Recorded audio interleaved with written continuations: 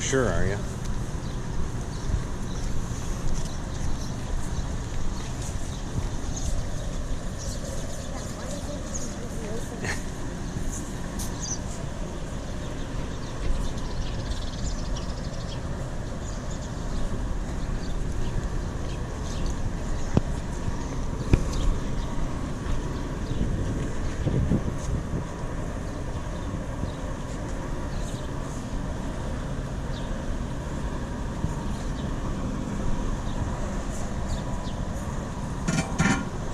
Come on back over here.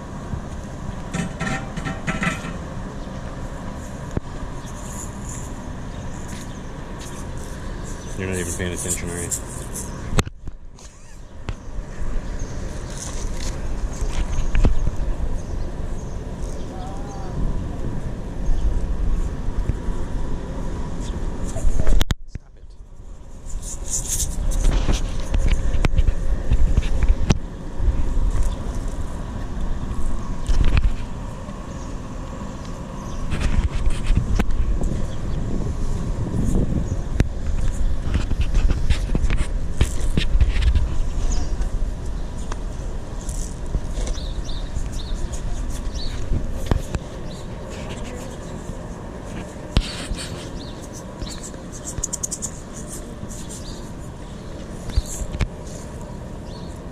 For the rest of the tour, I would appreciate it if you would address me as Ramon. Main thing you notice about the shell is how well it throws the sound out. And the shape of it is kind of like when you can't hear someone and you cup your hand around your ear. If you want to yell at your kids, stop, don't touch that. You know, you go like this. So the shell is very acoustically pleasing. It's we call it ear candy. Out on the hillside it sounds gorgeous. You may notice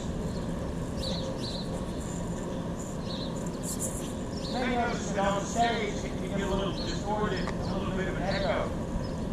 So when you play here, you're kind of beaten up by your own sound waves. Everything gets a little distorted. Can't tell if you're in tune. Can't tell if you're singing the right notes. Sometimes when the whole band gets going, it sounds like two cats being stapled together. It sounds rough. Couple that with these lights. When they turn these lights on, you can't see anything. So when you play at the shell, can't hear, can't see, knock them dead. Have a great show.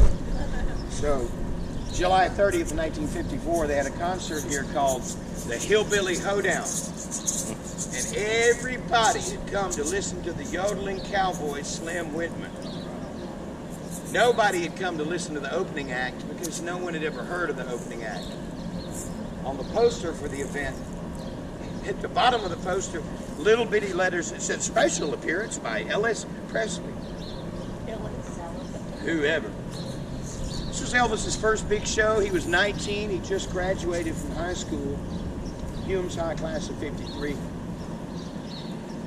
And he was terrified. As I said earlier, Memphis in July, you know, about this hot, but a little hotter toward the end of the month. And it's even worse when you're nervous and backstage, no air conditioning back here. Underneath that roll-up door used to be a curtain. So before the show, nervous young Elvis decides to peek through the curtain and see what kind of audience, who am I going to be entertaining, what kind of crowd is this? Elvis notices that everybody on the hillside is wearing some overalls and has on a straw farmer hat, and a lot of these people have taken a long piece of grass and put it in their mouth. And Elvis thinks, oh, good, they're going to kill us. Another thing you may not know about Elvis is in high school, Elvis had really bad acne across his chin and his jaw. So on this evening, he was wearing a thick layer of what the theater people used to call pancake base, foundation. Smooth all that junk out.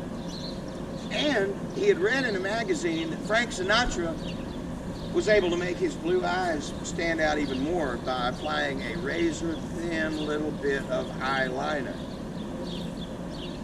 In 1954, they did not have the waterproof kind. So when Elvis came out on stage, he looked a little bit like Tammy Faye Baker. But he rocked him. He rocked him. And at the end of that song, here comes all of the clapping, all of the applause, all of the cheering. All those sound waves got so distorted in the half dome that when those sound waves reached Elvis's ears, it sounded like a big roar. And he thought they were booing him. Because of the lights, he couldn't see the audience. He couldn't see that all the girls were crying and pulling their hair out. And all the guys were doing this. Thought they were booing him. They went ahead and played their second song. And at the end of that second song, here comes that roar. And he told his bandmates, he said, boys, y'all bow and wave, bow and wave. They're trying to make it to the side door. At which point Elvis was met by the stage manager, to whom he apologized. Polite young Southern boy Elvis says, I'm so sorry, man. I don't know what we did. I don't know what we did.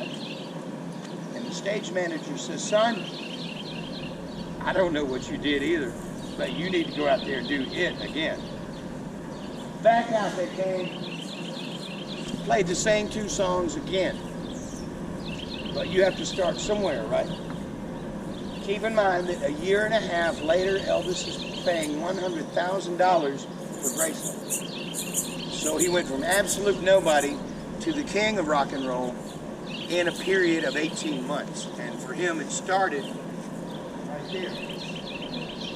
So before we head back to the bus, you're welcome to jump. Some people can't help it.